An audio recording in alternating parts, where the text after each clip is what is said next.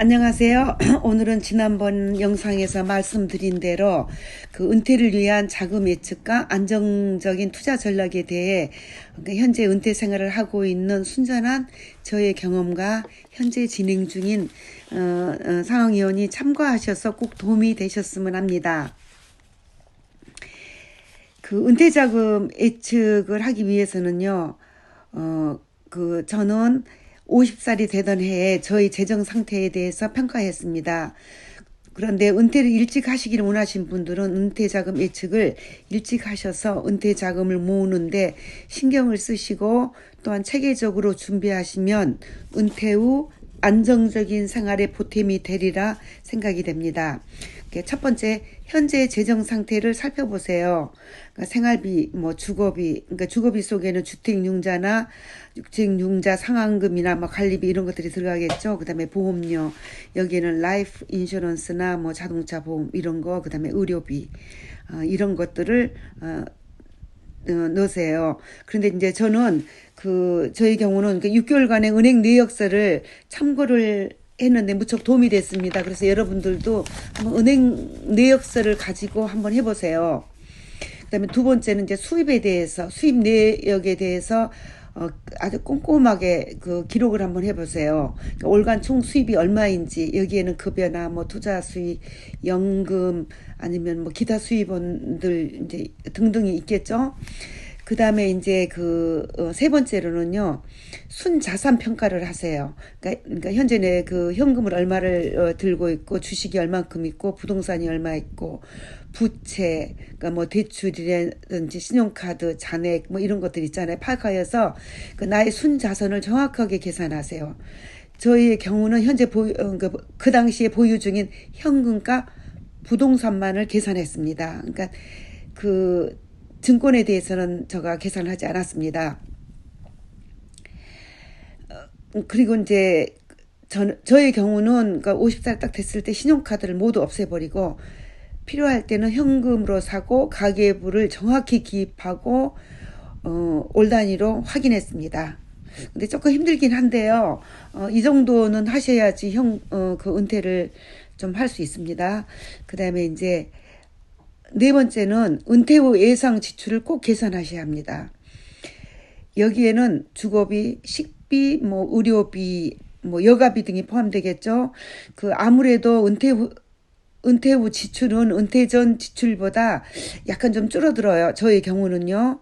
그런데 이제 저는 은퇴 전 지출보다 한 40% 정도가 줄어들었어요.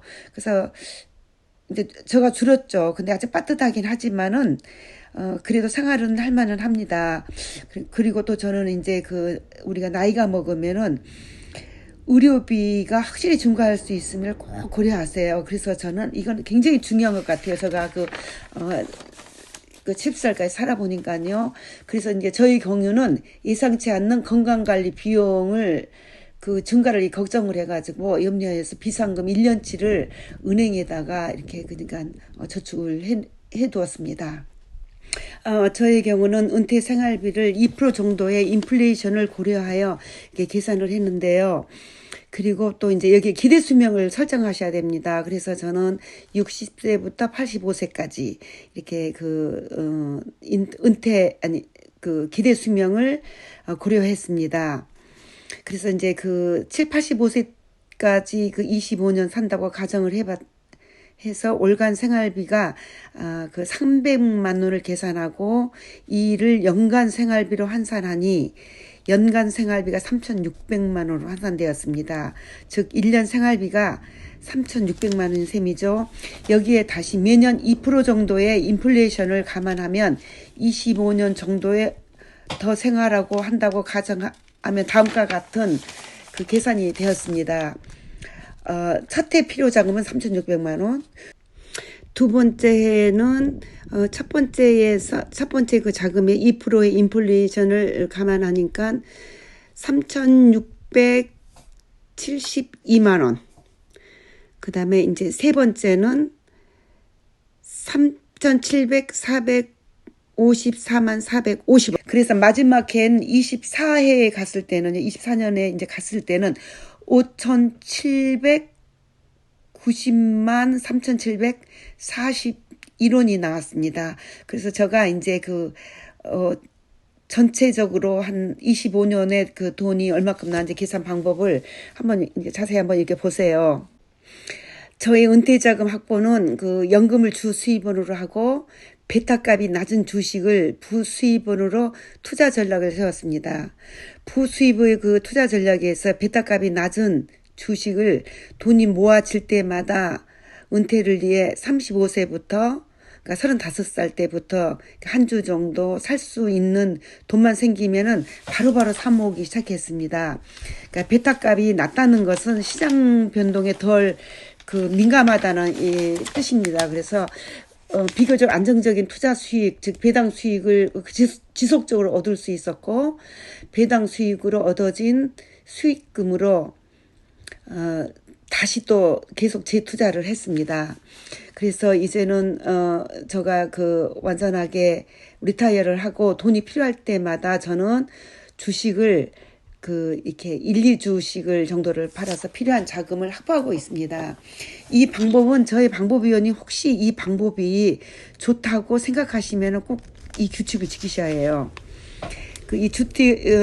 이 증권을 팔기 전에 필요한 자금 계획을 꼭 명확하게 계산하세요. 그러니까 내가 생활비가 모자랐다.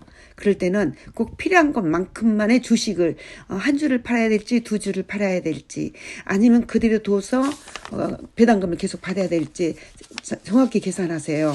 그 다음에 두 번째는 이거 굉장히 중요한데요. 세금을 고려하셔야 돼요.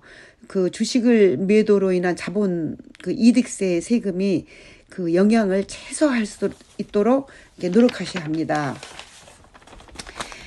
세 번째는 다각화된 포트폴리오를 유지하십시오. 그러니까 매도할 주식을 선택할 때는 포트폴리오의 다각화를 유지하여 위험을 분산시키고 안정적인 주식을 이렇게 남겨두어서 배당금을 이렇게 확보하는데 신경을 쓰십시오. 그 다음에 항상 시장의 상황을 이렇게 살펴보세요. 그러니까 주식을 매도를 계획할 때는 시장 상황을 모니터링 하여서 매도 시점을 찾으세요. 그러니까 최적의 매도 시점이 굉장히 중요합니다. 절대로 급한 마음을 갖지 말고 천천히 눈여겨보세요. 급격한 시장 하락 시에는 매도를 잠시 보류하고 시장이 회복될 때까지 이렇게 기다리시는 게 참 좋습니다. 만약 다른 수입원을 확보할 수 있으면 꼭 하세요. 어떤 일이든지. 예를 들어 파트타임 직장이 있거나 아니면 아기를 돌봐준다든지 유튜브를 하시는 것도 굉장히 이게 저한테는 이익이 됐습니다. 그러니까 일단 돈을 번다는 것보다도 이렇게 저희가 이거 소통할 수 있는 그런 공간이 생긴 겁니다. 그래서 한번 유튜브도 한번 오픈해 보는 것도 괜찮을 것 같습니다. 이제 저 같은 경우에는 연금을 이제 주수입으로 하고 주식을 부수입. 그러니까 연금은 저는 두 종류. 그러니까 주식을 부수입으로 해가지고 이제 제가 지금 71살인데 굉장히 안정적인 수익을 이렇게 확보하여서 은퇴 후에 생활하는 데 걱정은 전혀 없습니다. 그래서 여러분들도 건강 유지하면서 이렇게 좀 머리를 써가시면서 한번 준비해 보세요. 그래서 그러니까 지금까지 설명한 내용을 간략하게 요약하면 제가 경험한 은퇴 계획의 중요성, 투자 전략, 부수입 확보의 중요성 등에서 순전히 저의 개인적인 경험을 말씀드렸습니다. 그렇지만은 제가 여러분에게 제안을 드리고 싶은 게 있습니다. 은퇴에 대한 계획만 세우지 말고 실천이 아주 중요합니다. 시작이 반입니다라는 속담을 꼭 새겨드리세요. 작은 습관의 변화, 즉 아주 작은 돈들로부터 시작해가지고 굉장히 큰 차이를 만들 수 있다는 것을 정말 잊지 마세요. 아주 작은 돈이 나의 리타이어먼트 안정적인 자금 확보가 될 수도 있습니다. 궁금한 점이 있으시면 댓글로 남겨주시고요. 이 정보에 도움이 되셨으면 좋아요, 구독 눌러주세요. 시청해 주셔서 감사합니다. 안녕히 계세요.